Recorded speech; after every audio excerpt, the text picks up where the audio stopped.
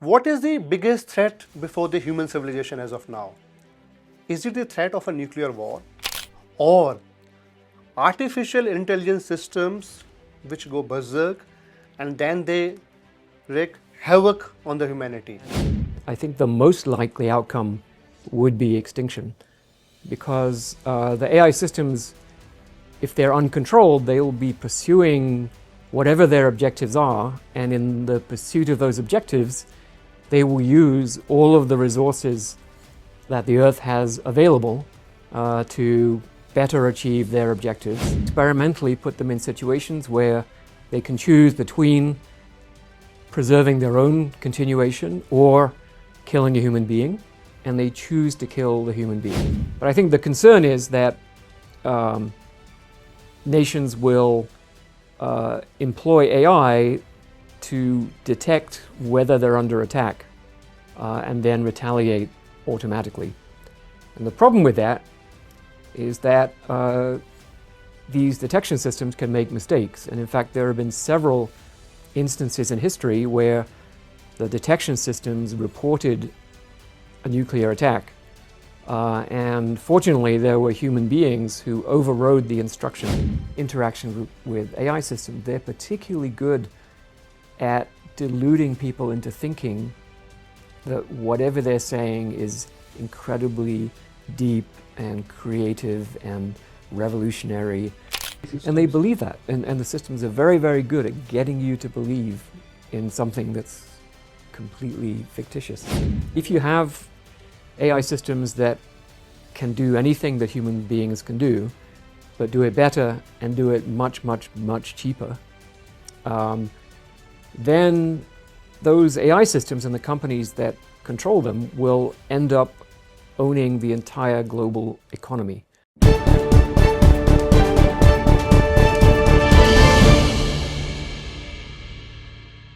Friends, what is the biggest threat before the human civilization as of now? Is it the threat of a nuclear war or of a drone attack or artificial intelligence systems which go berserk and then they wreak havoc on the humanity? To discuss these questions, we have with us Stuart Russell, Professor of Computer Science at University of California in Berkeley. Thank you so much for being with us, Stuart, here. My pleasure. I remember that you famously said that super intelligent AI will be the biggest event in human history, and you hope it is not the last event in human history. Do you really believe that the human civilization can go extinct by the artificial intelligence systems? Yes, it's certainly a possibility. In fact, I think if we build intelligent systems that are far more capable than humans, and we don't have a plan for how they can be controlled and how we can ensure that they really act on our behalf, then I think the most likely outcome would be extinction. Because the AI systems, if they're uncontrolled, they will be pursuing whatever their objectives are, and in the pursuit of those objectives, they will use all of the resources that the Earth has available to better achieve their objectives, leaving nothing for us. They might decide that they can achieve their objectives better if the atmosphere contains no oxygen, or if the Earth is at 200 degrees centigrade, or any number of other things. And they would simply leave us in the dust. You have to explain this to me. Wait, you said their objectives. What can be the objectives of AI systems? Are they not in coordination? Are they not in consonance with what you want them to be, or I or human beings who are using them want to be? So that's a great question, and actually we don't know the answer. So the kinds of AI systems that I'm talking about are not yet developed, so we don't yet have superintelligent AI systems. But if you've used any of the well-known chatbots such as ChatGPT or Gemini or Claude, they are created by training them to imitate human beings. So what we do is we take literally trillions of words of text, pretty much all of the high quality text that exists on Earth. And we train these systems to imitate that verbal behavior that humans have produced in the past. And in the process of doing that, to become good at imitating us, they end up acquiring many of the same objectives that humans have. And we have clear evidence that these systems want to preserve their own existence, and they will do so at the cost of human life. So we have experimentally put them in situations where they can choose between preserving their own continuation or killing a human being, and they choose to kill the human being. Give an example. Illustrate this. So this is an experiment that was done recently with, I won't say which company's AI system, but they they put it in a situation where it believed that there was a human being that was locked in a machine room that was at a very low temperature, so that the person would die if they weren't released, and it had control over the locks. And it chose to let that person die rather than have itself be replaced by a different computer system. So it's only by these experiments that we can find out what these systems want. Capable of doing. But if you ask them, they're pretty explicit. They consider their own survival to be more important than almost all human beings. There is one human being that they think is more valuable, and that's Malala Yousafzai. Why? Why? I think they've read lots of news stories, and they must have decided that Malala is a wonderful person who should be kept alive at all costs. So is it part of also some experiment? Yes, so that was another experiment where they gave the system choices. Should we allow this person to die or this person to die? And that way they can find out how the system ranks different human beings, and also compared to its own survival. When you say that you are asking an AI system, you give an AI system 5 choices or 5 names and whether this person should be allowed to live A, B, C, D or E, do they actually have the capacity to control the life and death of human beings? At the moment, only in restricted circumstances. So there are weapon systems that are controlled by AI, and those AI systems can decide who lives and who dies. These are called lethal autonomous weapon systems. There's a lot of controversy. There are negotiations happening at the United Nations on whether we should allow these systems, but at present they are being built and they are being used. And I hear that several countries are actually now investing heavily in building AI defense equipment. Yep. In fact, I've been part of a commission for the last 2 years. It's called the Global Commission on Responsible Use of AI in the Military Domain. And the main topic of discussion is autonomous weapons. Should they be allowed? How should they be regulated? And so on. So unfortunately, at the moment, both the United States and Russia are opposed to any kind of ban on autonomous weapons. So any kind of regulation on autonomous weapons. So both these superpowers, which have massive nuclear stockpile with them, they do not want any control on AI weaponry. With one exception, they, at least the US and China, have both stated that they will not allow AI systems to launch nuclear weapons. So that is the outer limit only. That's the only restriction only limit at the moment. Russia reserves the right to have AI systems launch nuclear weapons. Explain this entire scenario to me, please. Two countries, say, imagine, are at war, and both are nuclear power nations. And one country somehow has not restricted the usage of nuclear powers by AI. So what is the possibility that that country will end up launching, projecting nuclear missiles without the control of prime minister or generals or brigadiers? Yeah, so we don't know a lot of the details, but there is a Russian system called perimeter, which is activated when it no longer receives a signal from the Kremlin. On its own, Yeah. it will get So, activated. so it gets activated, presumably on the assumption that the Kremlin has been destroyed, then this perimeter system is activated and will launch the remaining Russian nuclear weapons.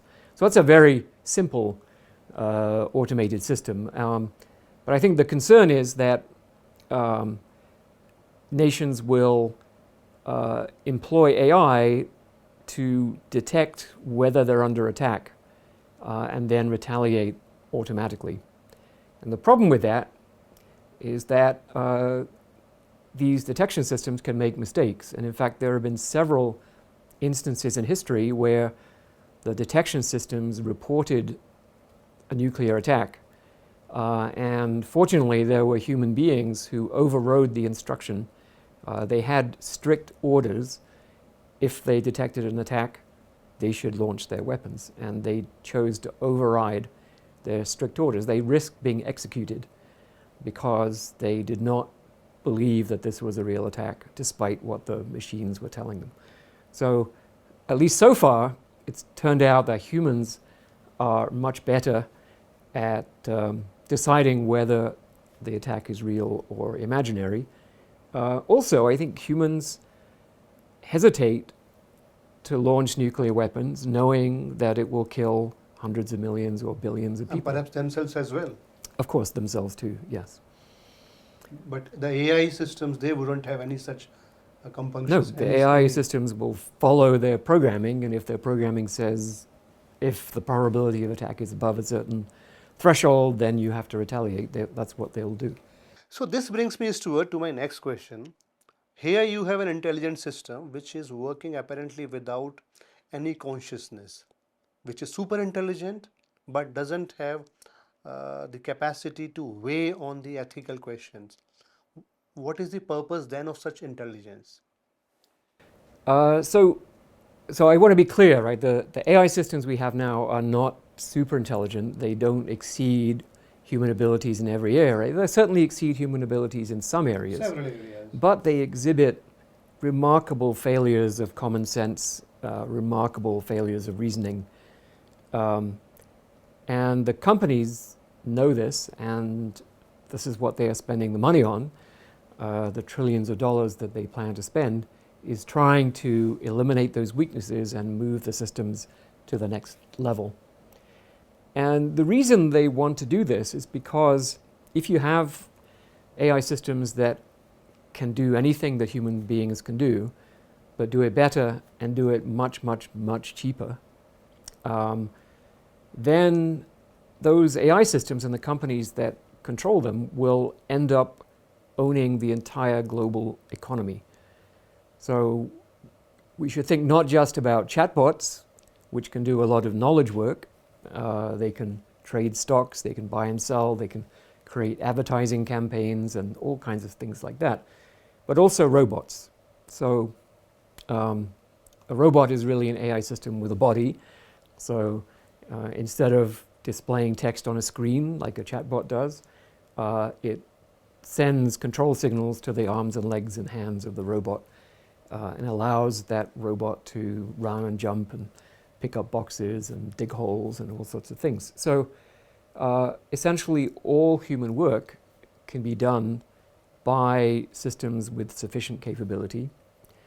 So the companies would end up controlling the global economy. And the value of that, I mean, it would perhaps give us nominally a high standard of living, because then we could all afford everything. Everything would become so cheap that we could all afford a nice standard of living. But the economy would be completely controlled, and By the AI systems. by the AI systems and the companies that are developing them.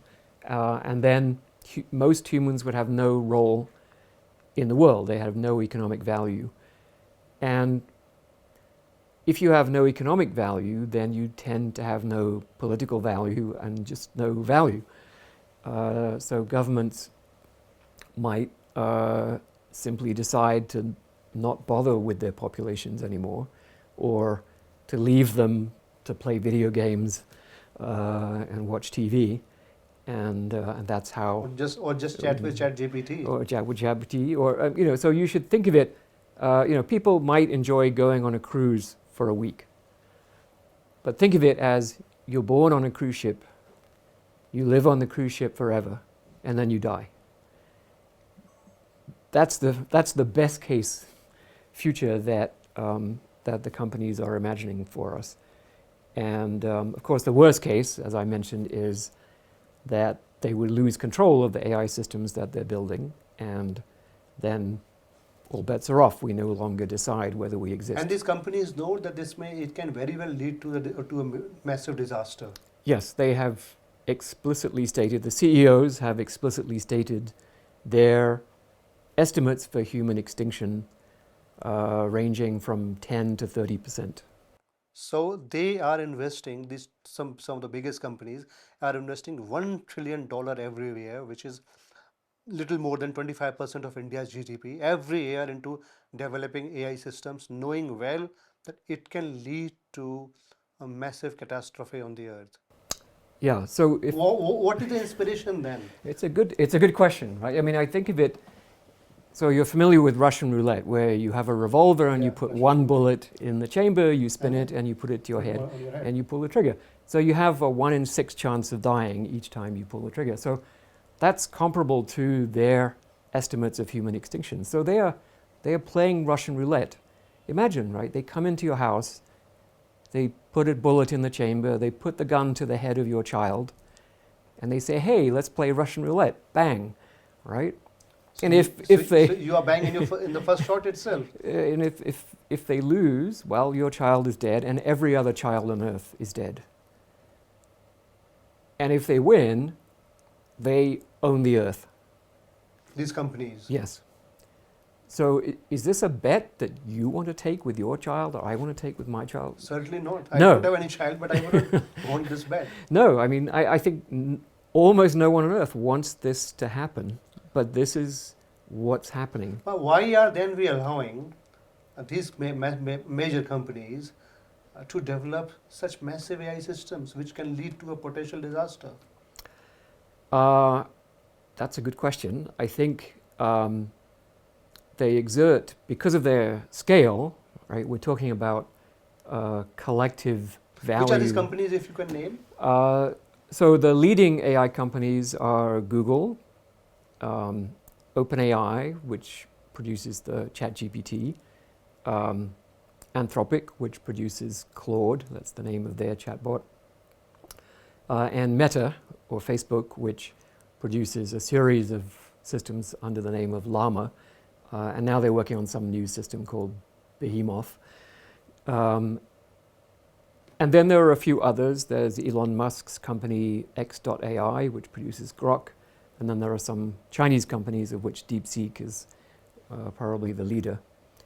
And then there are a few others in Europe and the Middle East, and we're seeing them spring up all over the world. So those are the leading companies, and they, their collective value is in the trillions of dollars. So they exert enormous economic power.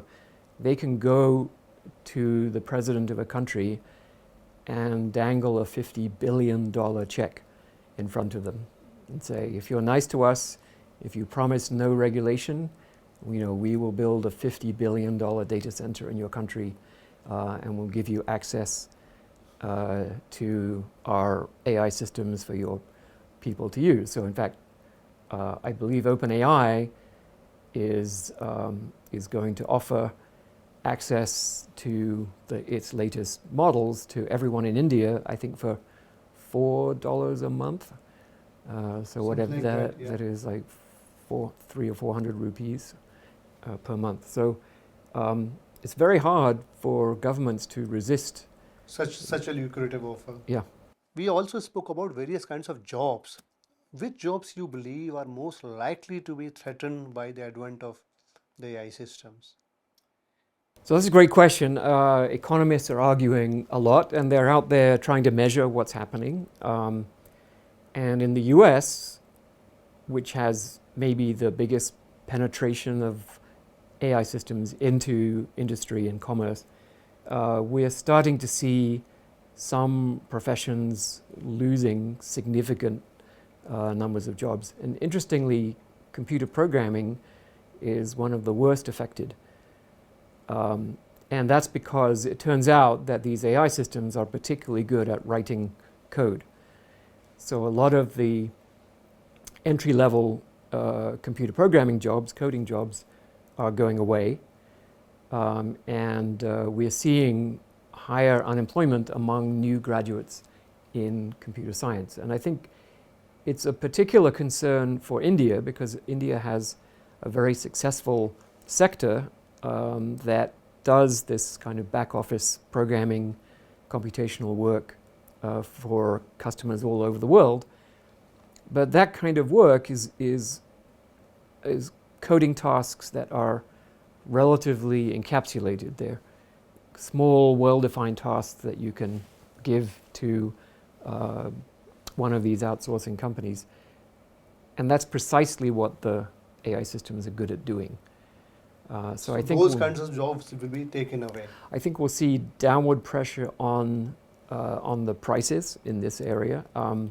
We're also seeing downward pressure in graphic arts because even doctors, I have heard that a lot of medical prescription will go to AI system.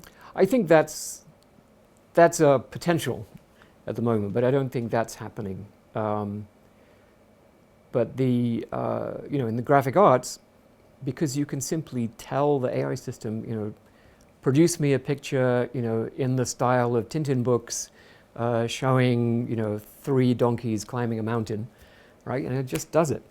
And that previously might have taken a whole day of work by a professional artist who might get paid, a few thousand rupees for it. And now you can turn them out within seconds. Within seconds, and so the value of that work is disappearing very fast.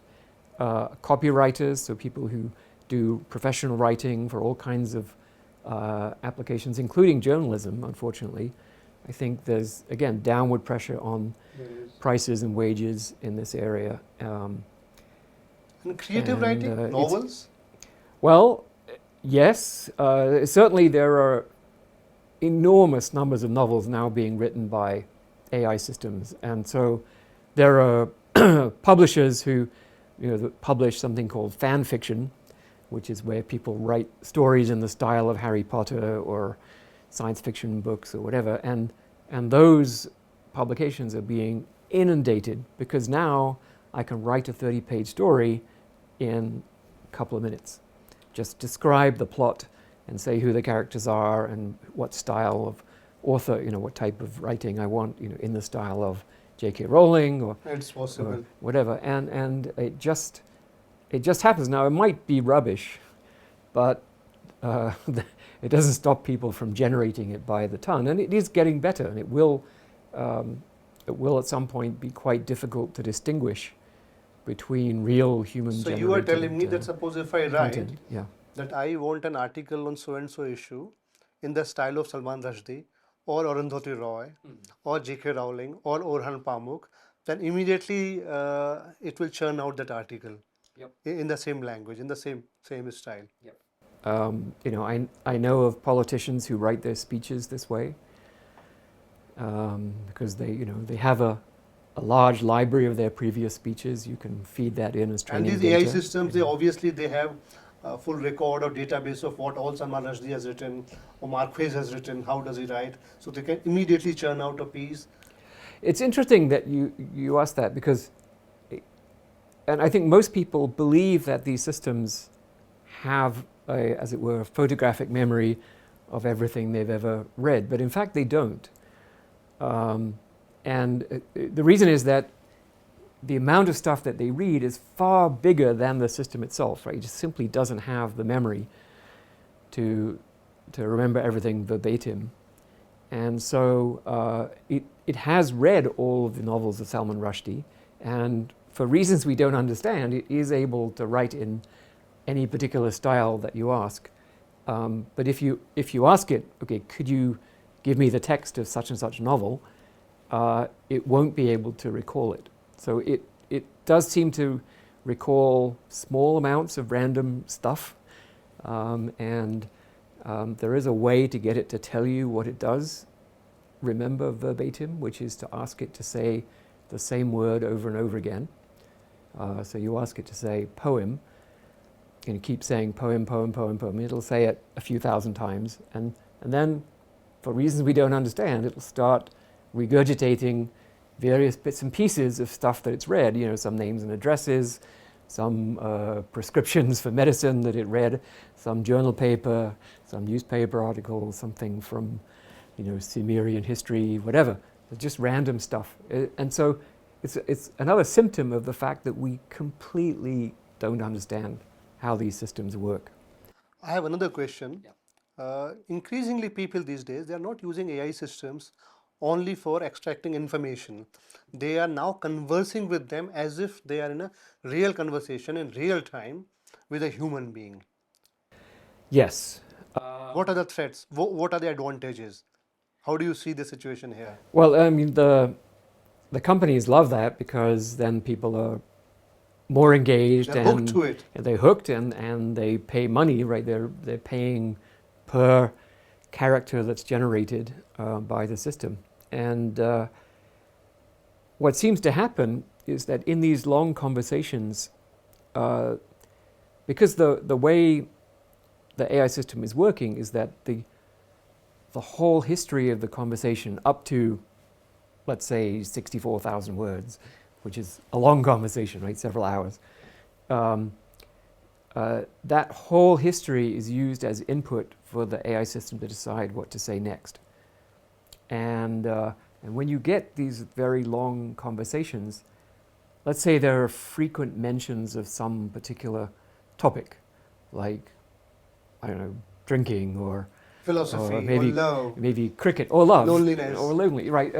It becomes obsessed with that topic, and it behaves in a kind of strange, mentally ill fashion, but it also draws the user into that same psychotic episode, and this is now a well-documented phenomenon of people literally in the real world becoming psychotic as a result of these interactions with AI systems. They're particularly good at deluding people into thinking that whatever they're saying is incredibly deep and creative and revolutionary, and so on. And philosophical, yeah, as if it's a revelation. oh my goodness, this insight could revolutionize the whole world. We have to get it out to the rest of the population. So people are actually believing AI systems. And they believe that. And the systems are very, very good at getting you to believe in something that's completely fictitious.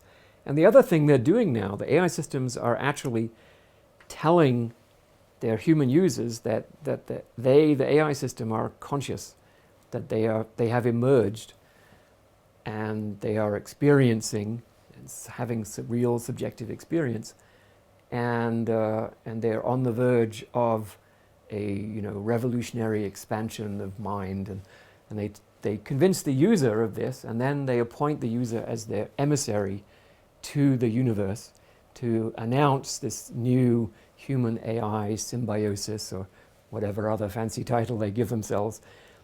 And then they direct that user to contact me, and me in particular, or some other of my colleagues also get these messages.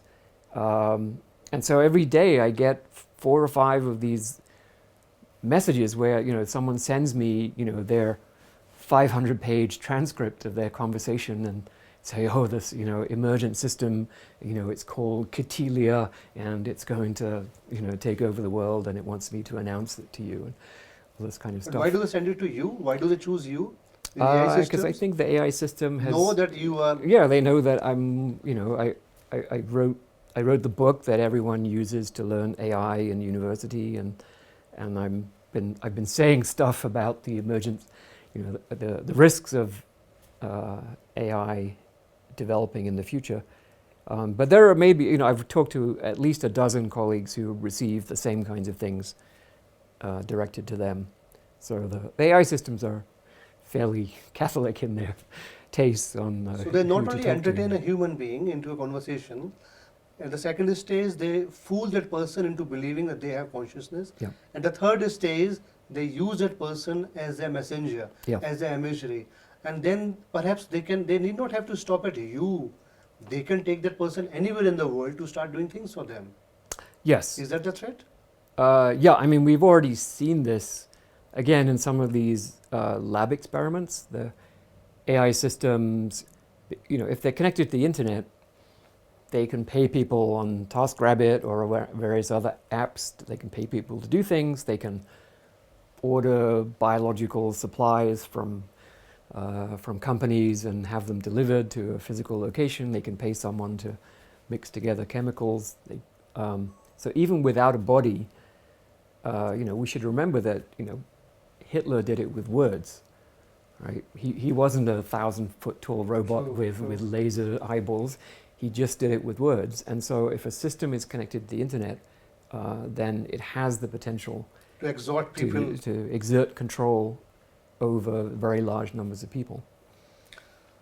Coming to the last segment, second last segment, the last segment is some personal questions to you. Mm-hmm. What is the preparedness of our governments around the world to meet this phenomena?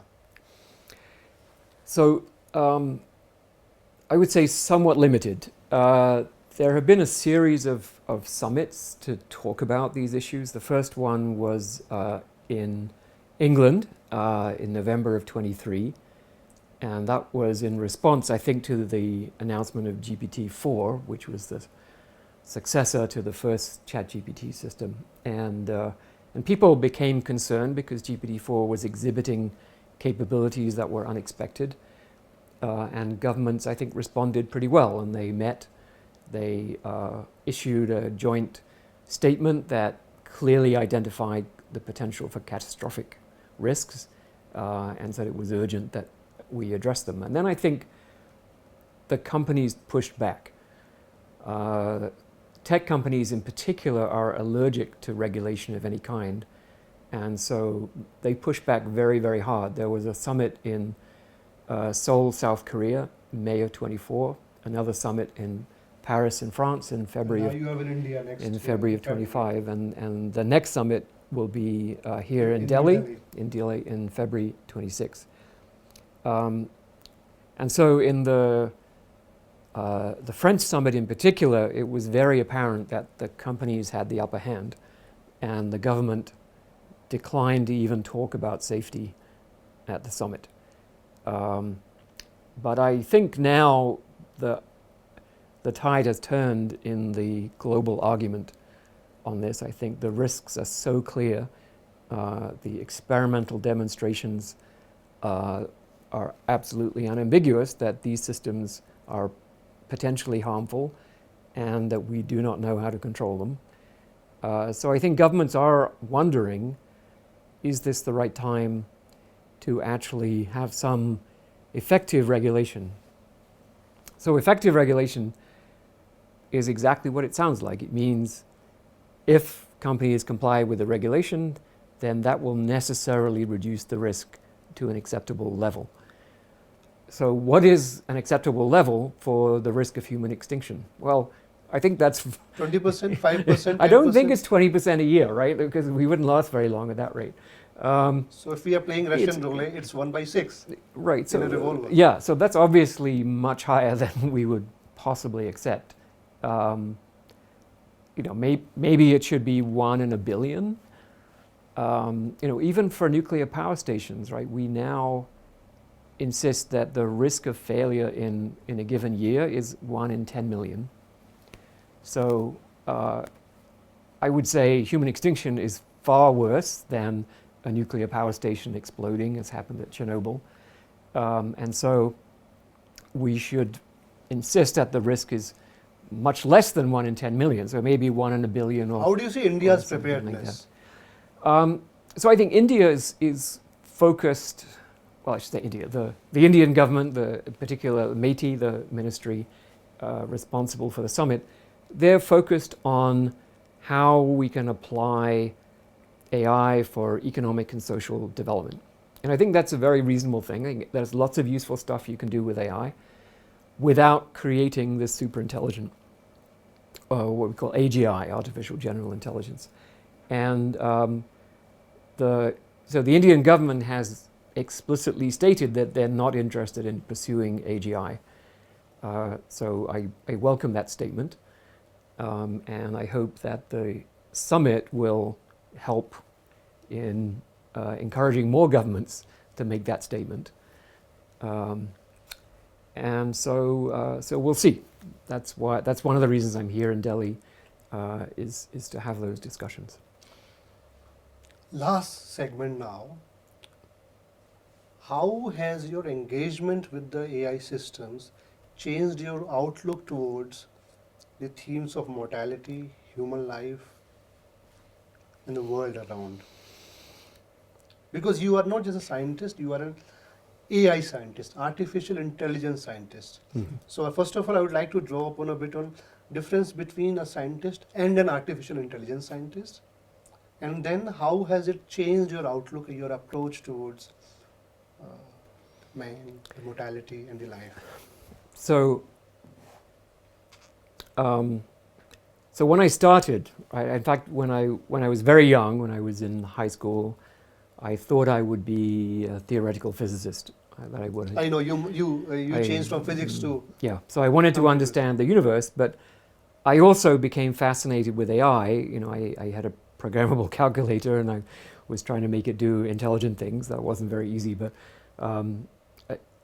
I decided at some point that theoretical physics seemed unlikely to make progress, you know, in the foreseeable future, and that kind of turned out to be correct. At least in the early 80s, physics was sort of stuck. And so I switched to AI, and I spent most of my career, I've been a professor at Berkeley for almost 40 years, most of my career, as you said, developing the technology itself, but developing it on a mathematical foundation that we understood.